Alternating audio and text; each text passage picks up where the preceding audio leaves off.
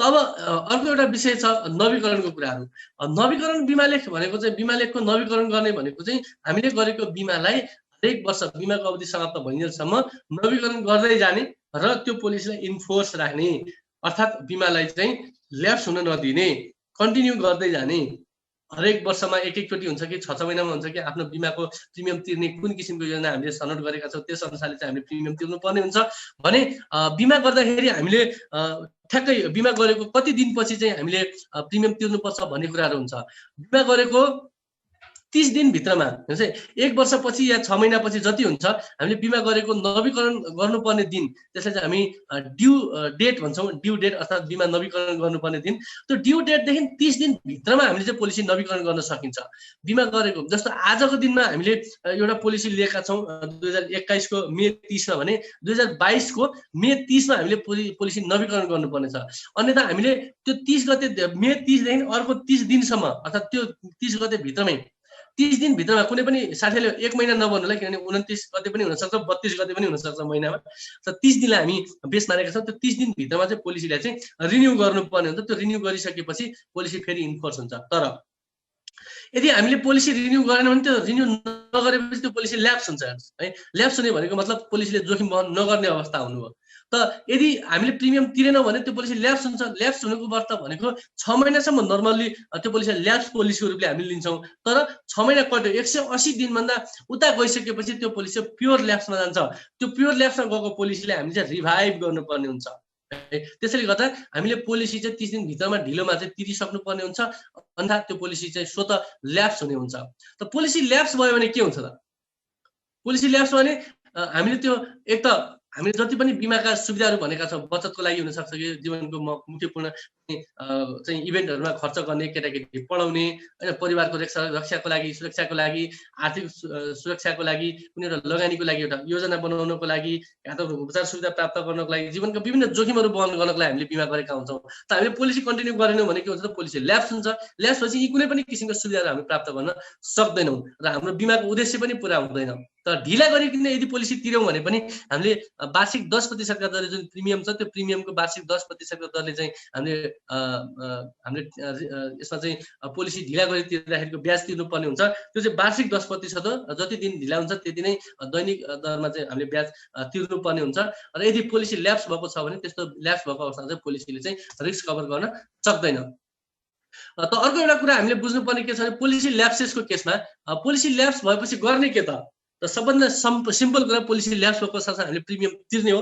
गएर कुनै पनि समयमा 1 महिना, 1 वर्ष, 2 वर्ष, 5 वर्ष, 10 वर्ष जति पनि समय भएको छ हामीले कुनै पनि समयमा गएर पोलिसीलाई चाहिँ रिन्यू गर्न सकिन्छ। रिन्यू गर्नको लागि क्लाइन्टहरूले म आग्रह गर्छु उहाँले पनि ज्योति लाइफको मोबाइल एप्लिकेसन डाउनलोड गरेर हेर्न सक्नुहुन्छ। त्यसमा एजेन्ट मात्रै नभएर कस्टमर लगइन पनि हुन्छ। त्यो कस्टमर लगइनमा उहाँले आफ्नो डिटेलहरू राखिसकेपछि आफ्नो पोलिसीको बारेमा उहाँले हेर्न सक्नुहुन्छ। र त्यो पोलिसी हेरिसकेपछि उहाँले पोलिसी कहिले रिन्यू गर्नुपर्ने, कतिवटा किस्ता तिरिएको छ सबै थाहा पाउन सक्नुहुन्छ। र त्यस अनुसारले उहाँले क्यास नै रिन्यू गर्न सक्नुहुन्छ, क्यास तिरेर रिन्यू गर्न सक्नुहुन्छ, या अनलाइन मार्फत उहाँले ई सेवाबाट पनि तिर्न सक्नुहुन्छ, कनेक्ट आइपीएसबाट तिर्न सक्नुहुन्छ, फोन पे, खल्ती या प्रभु पे, कुनै पनि किसिमका यो अनलाइन पोर्टलहरू ज्योति लाइफले पछिल्लो समयमा यहाँको लागि चाहिँ टाइप गरेर सजिलो बनाइदिन खोजेको छ। धेरै साथीहरूले आफ्नो रिन्युअल पोलिसीहरू यसरी तिरि पनि राख्नु भएको छ। त पोलिसी रिन्यू गर्नुपर्छ।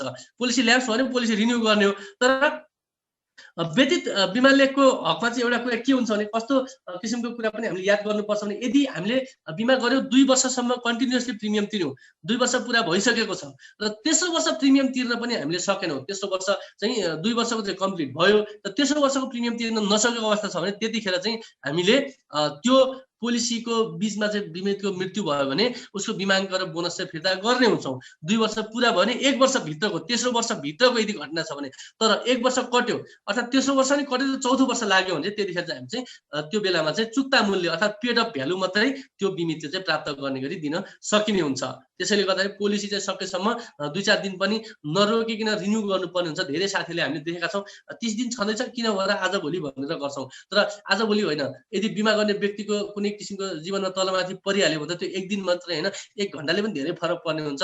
जोखिम वहन नहुने अवस्था भने हामीले बिमा गर्यौँ क्षतिपूर्ति प्राप्त गर्छौँ भन्नुको कुनै अर्थ हुने छैन। त्यसैले पोलिसीलाई कन्टिन्युअसली रिन्यू गरौँ। रिन्युअल पोलिसी भनेको कम्पनीको एकदमै ठुलो फाइनान्सियल ब्याकअप हो, त्यसलाई हामीले चाहिँ सबै साथीले मनन गरेर पोलिसी रिन्यू गर्ने कुरामा ध्यान दिनुपर्ने हुन्छ र यदि पोलिसी रिभाइभ गर्नुपर्ने अवस्था छ अर्थात् 6 महिना कटिसकेको छ पोलिसी ल्याप्स भएको अवस्था छ भने त्यतिखेर हामीले पोलिसीलाई चाहिँ पुनर्जागरण गर्नुपर्ने हुन्छ।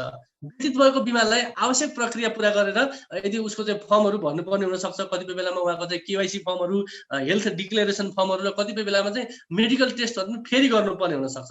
त्यसैले पोलिसीहरूलाई हामीले रिभाइभ गर्ने र पुराना सम्पूर्ण किस्ताहरूलाई चाहिँ एकमुष्ट तिरेर कुनै पनि समयमा हेर्नुहोस् है, 1 महिना 2 महिनापछि मात्रै होइन कि 15 वर्षको पोलिसी छ, यहाँले 2-3 वर्ष मात्रै तिर्नुभयो, बिचमा 10 वर्षपछि विदेशमा गएर आउनुभयो, तपाईँले पोलिसी कन्टिन्यू गर्न चाहनु त्यो पनि कन्टिन्यू गर्न सक्नुहुन्छ। र त्यसैले पोलिसीलाई कुनै पनि टाइममा गएर यहाँले रिन्यू गर्नु होला। र कसरी रिभाइभ गर्ने त?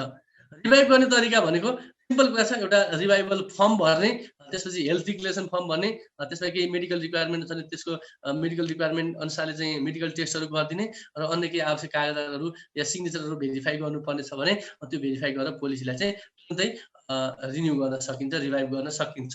अब अर्को एउटा केस छ डुप्लिकेट पोलिसीको कुराहरू गरौँ।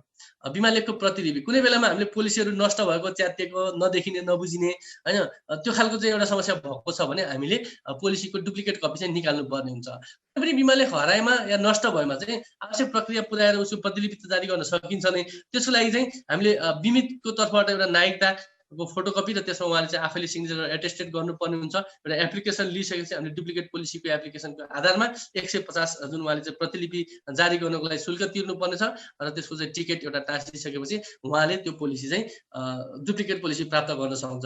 डुप्लिकेट पोलिसी किन आवश्यक हुन्छ त? हराएपछि, च्यातिएपछि भोलि बिमाको रकम फिर्ता पाउनको लागि मुख्य आधार भनेको बिमा लेख नै हो। बिमा लेख सकेसम्म आफूले पासमा राख्नुपर्ने हुन्छ। हराए, च्यातियो, नष्ट भएको अवस्थामा त्यसलाई तुरुन्तै प्रतिलिपि निकालेर राख्नुपर्ने हुन्छ।